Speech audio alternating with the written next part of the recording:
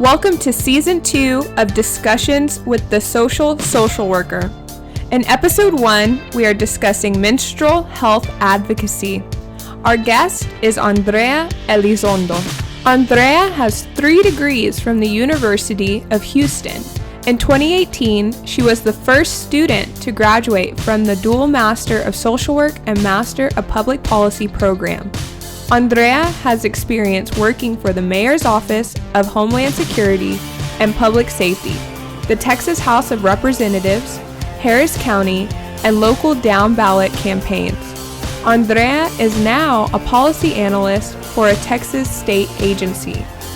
Andrea began her involvement with Menstrual Flux in October of 2019 as an organizer for the National Period Day Rally in Austin, Texas.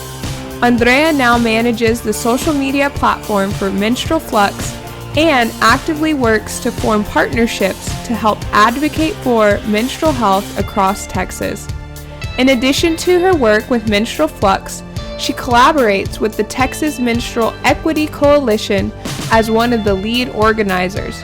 She meets with state legislatures weekly. She is passionate about amplifying menstrual equity for all Texans. When Andrea is not actively advocating for menstrual health, she is nerding out on data and policy, collecting succulents, enjoying craft beer, expanding her reading list, painting, and increasing the visibility of social workers running for political office. Please welcome Andrea Elizondo. Hello, it's Sarah, the social worker, and today I have a very special guest, Andrea Elizondo. And today we are talking about menstruation, tampon tax, and so many other things that are involved in being a person who menstruates in the United States. Andrea is a menstrual health advocate, and she is an active member of Menstrual Flux and the Texas Menstrual Equity Coalition. Andrea, thank you so much for being here today. Thank you for inviting me. I'm super excited about this. Yeah, so Andrea, can you tell us a little bit about yourself and how you got involved in menstrual health advocacy? Sure. So a little bit about me. My educational background is in social work. I mostly focus on political social work. Most of my jobs have been kind of almost everywhere, from campaign work to working in county government, state government, even working in nonprofits. So I've seen a little bit of everything. I've also done some organizing behind the scenes. The way I started my menstrual advocacy journey was in 2018 when I did a semester paper over the tampon tax, because my topic was government revenue, and one major way to do government revenue is through taxes. And I selected tampon tax mostly because my professor did not know anything about it, and therefore I would have easily outsmarted him. So in that semester and learning about the tampon tax, basically, let me first begin. Tampon tax is the sales tax, is usually a state sales tax on menstrual products. So it's dependent on the state. It's not a flat tax, or it's not a nationwide tax. It's just dependent on the state. And menstrual products include pads, tampons, cups, sanitary napkins, you name it. There's many different types of products. And it's basically, the way I see it is very discriminatory because it's very gender-based. So I learned that in Texas, cowboy boots are not taxed. Neither is Viagra, but somehow menstrual products are. So I just find it completely, not ironic, but like infuriating. Right. No, definitely. I mean, like, you can go to the store and get Viagra or cowboy boots, which are not necessities, but being an individual who menstruates, I mean, you have to spend a lot of money on those things. Mm-hmm. Like, I understand that getting sales tax from menstrual products is a stable sort of revenue, because at least 50% of your state population is always going to menstruate. But however, at least in Texas, the revenue out of sales tax from menstrual products is only $40 billion for the biennial state budget. because our state budget is done in 2 fiscal years instead of 1, because we have a legislative session every other year on an odd number year. So that's like a drop in the bucket compared to the billions of dollars that our budget is. Actually, no, it's 40 million in sales tax. It's not even 40 billion, it's 40 million. Wow. So it's 40 million in sales tax, whereas our budget as a state is already in the billions. Basically a drop in the bucket. Yeah, no, definitely. So why, with the research that you have done, is there any clear reasoning as to why menstrual products are taxed? Well, a lot of it's the fact that it hasn't been until recent years that our government has been more diverse, not only in race, but also in gender. And a lot of it is just men have these massive blind spots of what happens to the rest of the population. And when you have those blind spots, they tend to show up where there's gaps in policy or where there's discriminatory policies. Definitely. So tell me a little bit about Menstrual Flux. I'm interested to hear about it. I've seen it on your Instagram page. So tell me a little bit about that and the work that you guys have been doing in Houston and the greater Texas area. Yeah, sure. I actually joined Menstrual Flux officially because Melissa, who is the founder and the executive director, wanted to give me a title. So I basically had this title just earlier this year, but I got involved with them and either showing up to their product drives, donating. I learned about them last year in 2019, when I asked them to be a co-sponsor for the National Period Day, which at that time was this organizing tactic by Period Inc., which is a national organization that's youth-led. For October 19th, the goal was to at least get one rally in each state. Texas, there was 3. And I was one of the lead organizers for the Austin rally. And Menstrual Flux became the co-sponsor for the Austin rally and the Houston rally. So that's how I met Melissa. And it was kind of unstoppable at that point. So Menstrual Flux is mostly focused on the social service delivery side of menstruation. So before COVID, it was mostly product drives, and donating at shelters where someone contacted us that they needed products and was available. However, during COVID, we had to change our delivery model, mostly because of risk and whatnot.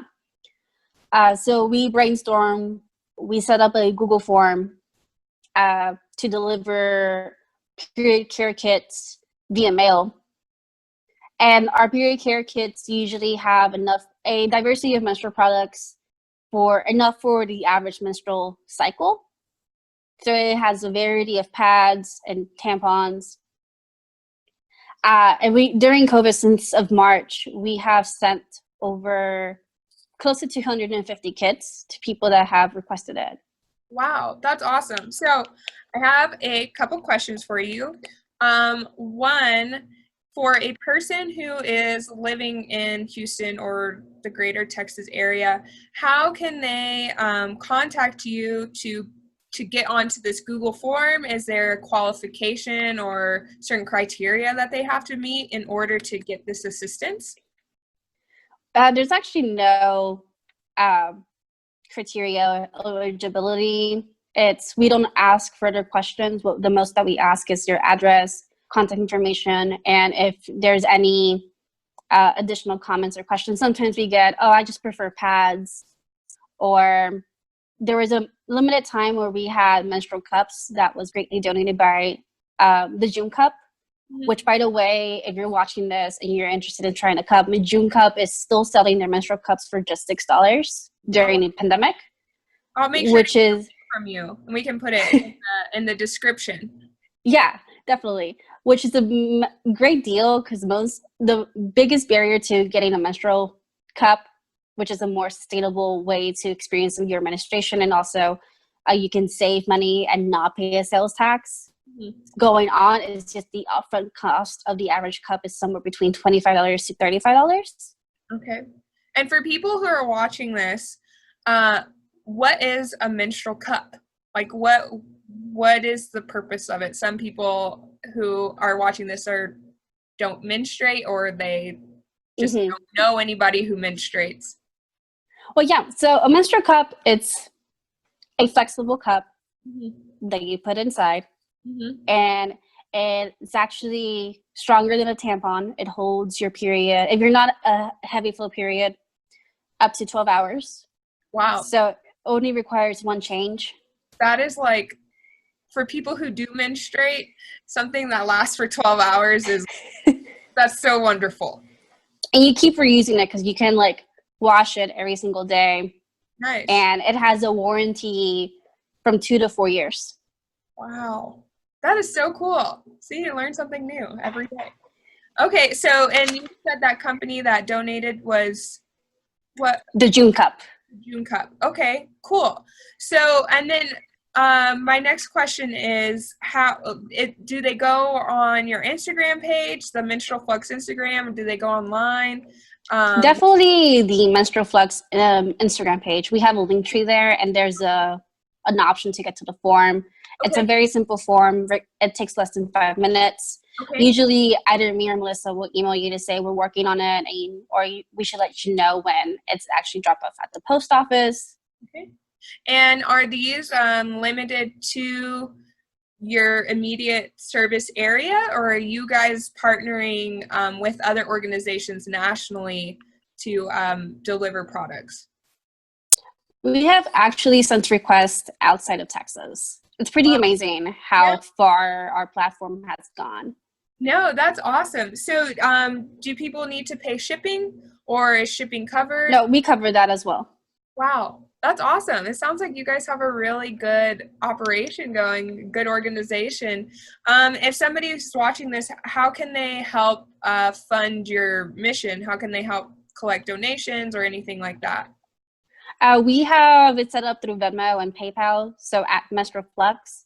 We also, if you can't donate monetary, we have a wish list, an Amazon wish list on our link tree on our social media page for Instagram. So you can always check that out. And if you have an Amazon Prime or whatever, or you have an account with Amazon and you're open to buying products on behalf of us, that's great too. Nice, awesome. Thank you so much. I'll have to make sure to include y'all's social media pages in the description so people watching can go to your pages, donate, or do the form, whatever they see fit. What has been the biggest reward being part of Menstrual Flux? Well, definitely during the pandemic, it's pretty cool that we're still helping people. And a time where social distancing is a priority and there's a lot of insecurity, whether that's economically or health-wise, that we're still providing service. We have received comments saying, thank you so much for this. I recently lost my job and I would have not been able to afford these. On the Menstrual Flux page, the mission is to support everyone who menstruates regardless of age, circumstances, gender, race, sexual orientation, or socioeconomic status, correct? Correct. Yeah. Okay. So I just had a question, and for other people, because usually when you think that a person who menstruates, they are a woman, but not necessarily do people identify as female. So right. Can you kind of touch on that for some people who are unaware of this? Yeah, sure. Trans men that don't have the economic access to completely go through the process of taking hormones for the gender that they seem to be, they desire to be, and they still experience menstruation and other common issues that women experience, like abortion or fibrosis, you name it. So yes, there's still this population that still experiences menstruation, and in the menstrual advocacy community, we have attempted and embraced using non-binary language. Okay, and what kind in order to would help? We use the word menstruators. Menstruators, okay. Or people that menstruate. People that menstruate. Awesome. Thank you. And so have you, now that you're giving this population a voice, how can other social workers, politicians, policy advocates, policy analysts, how can we help with to continue to give people who menstruate a voice? Well, just to say, I like to think that every month is Pride Month.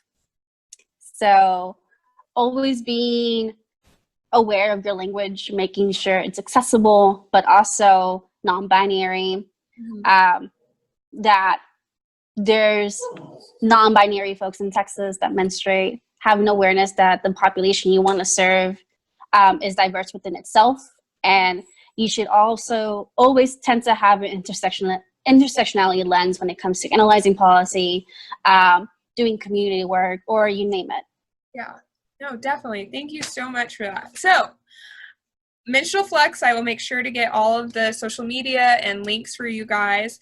But now I want to talk about the Texas Menstrual Equity Coalition, because you are just very, very active in the menstrual health realm, and I want to know so much about it. So please tell us about this. Well, the coalition is formed with many different types of advocates throughout the state. We have people in the coastal bend, like in Corpus Christi, Houston, Austin. We have people in Dallas, Fort Worth. We haven't gotten much attention from West Texas, but we're trying. And they also all work in their own prospective menstrual health organizations. Right. It's very much a collaborative between different people throughout the state. And our priority for the upcoming session, legislative session, which starts in January 2021, is to eliminate the sales tax on menstrual products. Yeah. So what can we do to help eliminate the sales tax? Definitely be in contact with your state representative. Even though the session doesn't start until January, it's better to have these conversations now before their agendas are formed for next year. Okay. Or if, for example, if your state legislator doesn't respond to any emails, that's a good way to talk to whoever's running against them and bring this issue up too. Okay, yeah, definitely. And I think obviously there's so many like political things going on right now that need our attention. But like you said, about 50% of the voters do experience, if not more, do experience menstruation. So this isn't like a Republican or Democrat issue. This is a people issue that is so important. Definitely. And I think, like you said, contacting representatives. Is there some advice that you have for how we can find, like, if we don't know who our representative is there a website that people can go to find their contact information? This reminds me a lot when people come to talk to me asking me about my perspective on the presidency. I usually steer the conversation to local elections. Okay. Because let me bring it up back a little bit. In 2018, there was many state races, particularly in the state house, that were flipped. And many of these races were flipped by less than 100 votes. Oh, wow. So it's very crucial to actually show up for your down ballot campaigns. Okay. And so the first step is to figure out who represents you. And a good way to do that is Googling who represents me. And usually the first 3 links, it should be a link to you. And then it's going to take you to a tool where you put in your address and it's going to list everybody. Okay. That's awesome.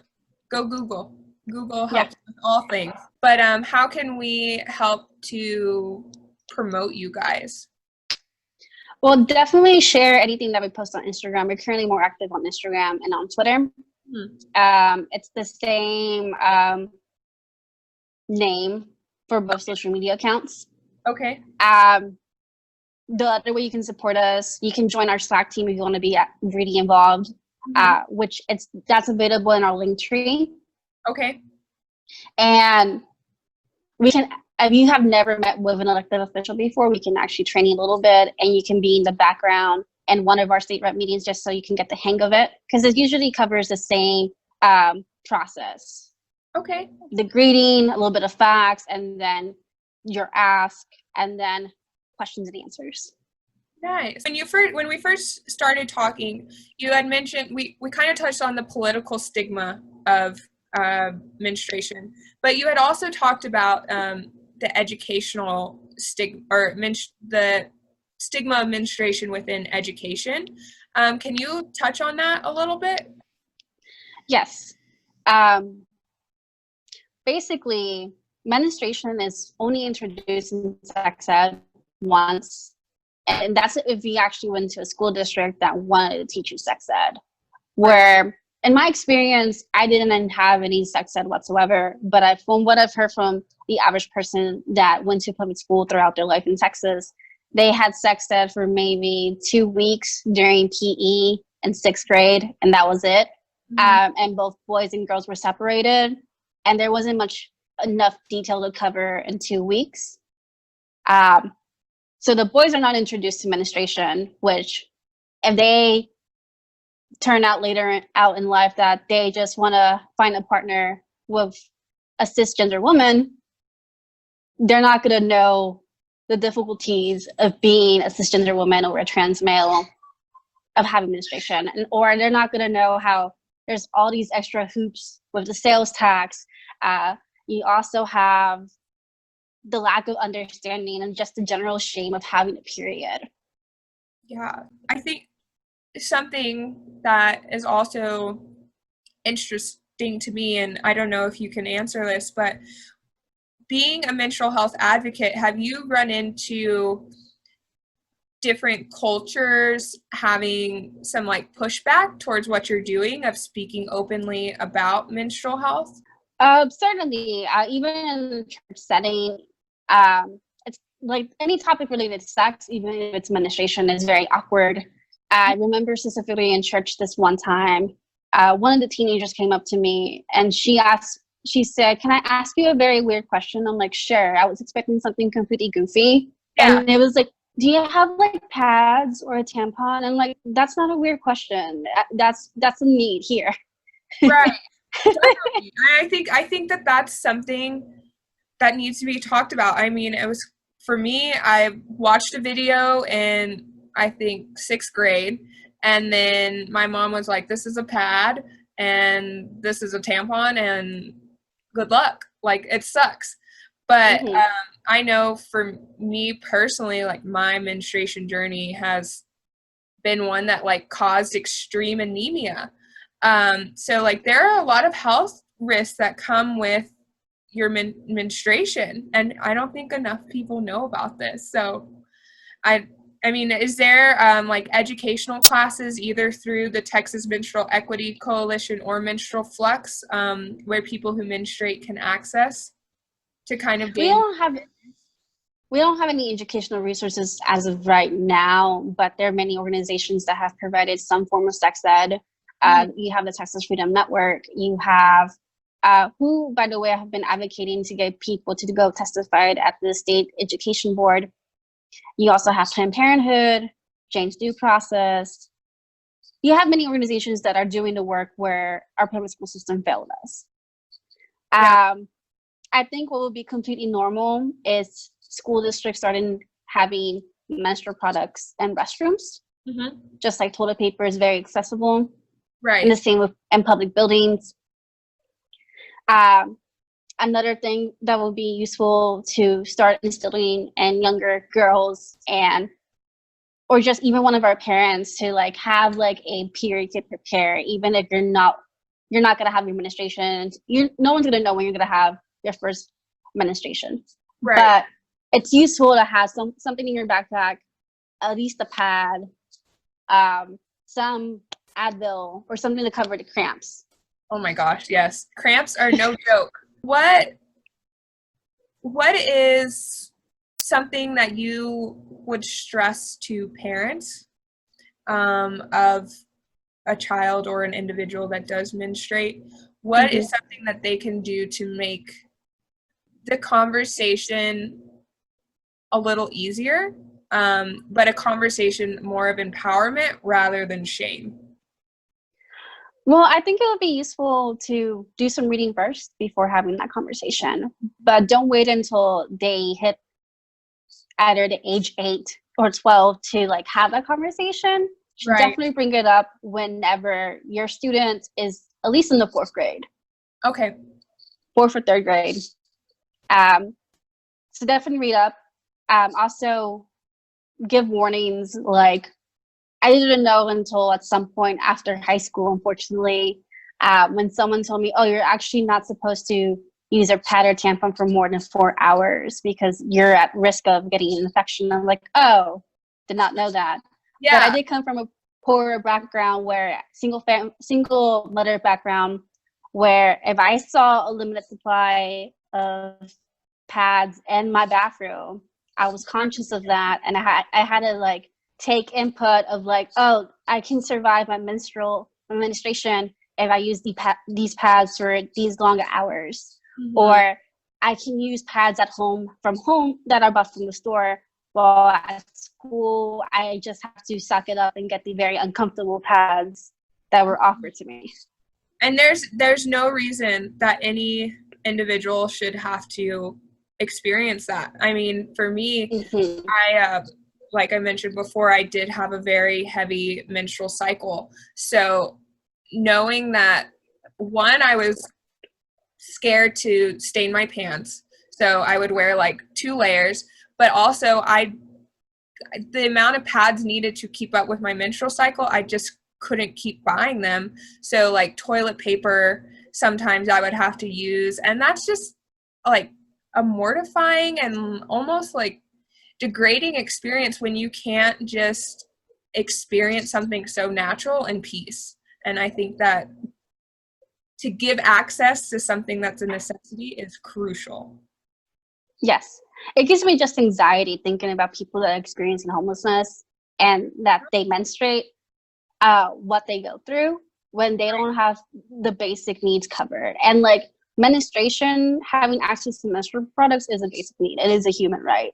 Mm-hmm. Or I have heard testimonies of people that have experienced incarceration, mm-hmm. and how getting access to menstrual products is very difficult, that they have to reuse certain products, which that alone is just like mind-boggling. And I'm like, oh my God, I would have been so scared to get like an infection or something. Right. I will put a link to all of the stuff that you talked about today, which was so informative. And as a woman, I can honestly say I did not know half of the things, even more than half of the things that you talked about. So I'm walking away very informed, and I truly appreciate that. And something that I like to ask our guests before I sign off with them is 2 things. 1, what is something that you took away from today's conversation? And 2, what is the number 1 thing you want viewers to take away from this conversation? What I took away from this conversation is that it's easy to have a conversation over something you're very passionate about. And people are willing to share that passion with you.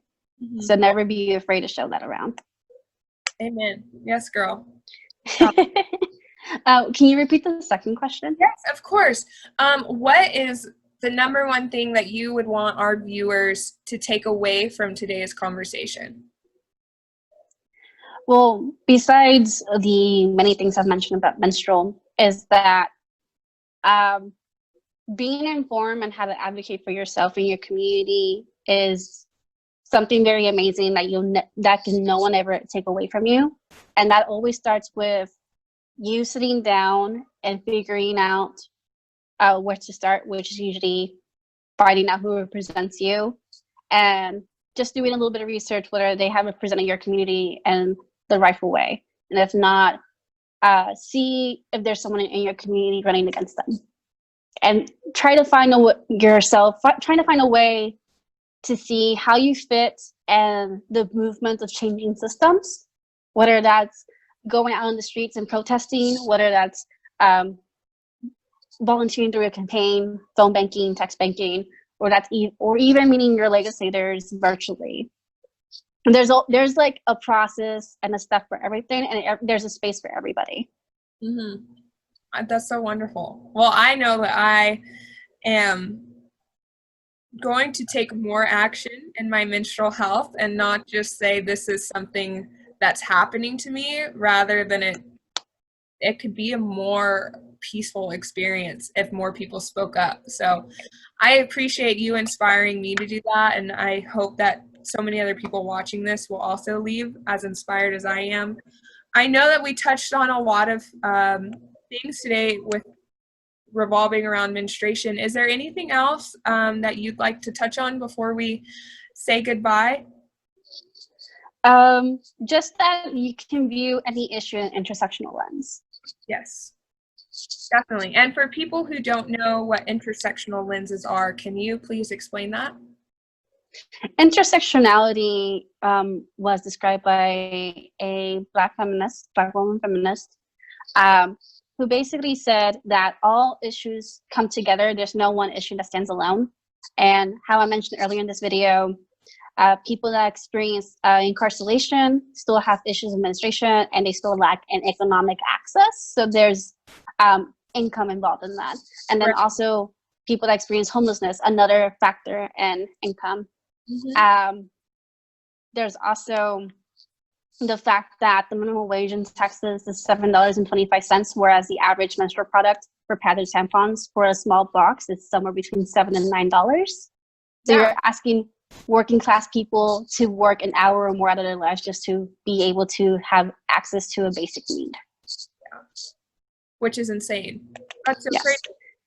It's something, like you said, it's not talked about, and it's not vocalized about enough. And I'm almost embarrassed that as a woman and as a social worker, I did not know this much about this issue. And I am so appreciative to you for opening my eyes and being willing to share your knowledge with me versus being like, oh, well, she doesn't know, so I don't have time to talk to her. So I really appreciate that.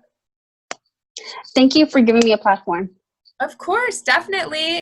And I just want to say thank you to everybody who's watching. And thank you so much, Andrea Elizondo, for taking the time today to be with us. Thank you for having me. I had so much fun. Thank you for supporting Discussions with the Social Worker. To stay connected and current with our content, follow us on social media and subscribe to our YouTube channel. Thanks, y'all.